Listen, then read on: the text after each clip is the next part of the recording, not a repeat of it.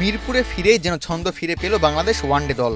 আর সেই প্রত্যাবর্তনের নায়ক leg spinner Rishad Hossain. Sherebangla জাতীয় ক্রিকেট স্টেডিয়ামে ওয়েস্ট ইন্ডিজের বিপক্ষে প্রথম ওয়ানডেতে ঘূর্ণির জাদুতে রিশাদ হোসেন তুলে নিয়েছেন ক্যারিয়ার সেরা 6টি উইকেট।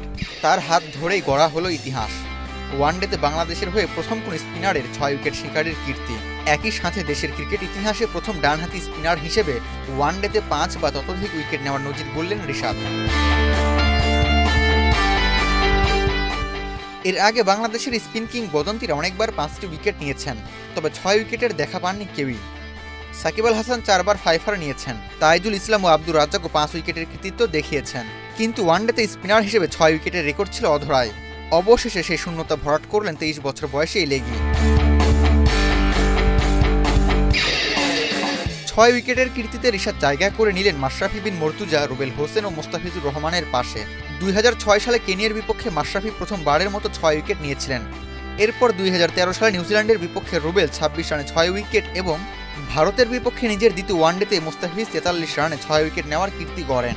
ফলে প্রায় এক দশক পর আবারও কোনো বাংলাদেশি বোলারের হাতে এলো ওয়ানডেতে 6 উইকেটের সাফল্য। এই ম্যাচ ঘিরে মিরপুরে উইকেট নিয়েও ছিল বিস্তর আলোচনা। সিরিজ শুরুর আগে কিউরেটর ভালো রানের আভাস দিলেও ম্যাচের প্রথম বল থেকেই দেখা মিলেছে সেই চিরচেনা ধাঁধা লাগানো মিরপুরের উইকেট। বল ঘুরেছে শুরু থেকেই, ব্যাটসম্যানদের ভুগতে হয়েছে টার্ন আর অসমান্তরাল বাউন্সে।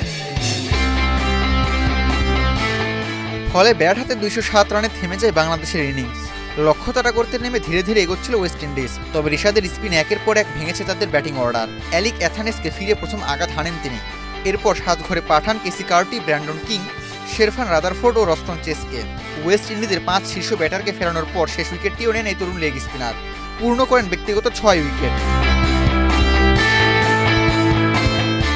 তার দুর্দান্ত বোলিংয়ে ম্যাচের লাগাম একাই টেনে ধরেন রিশাদ।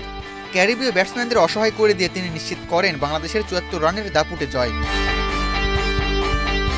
আবু তালহা, বাংলাদেশ প্রতিদিন।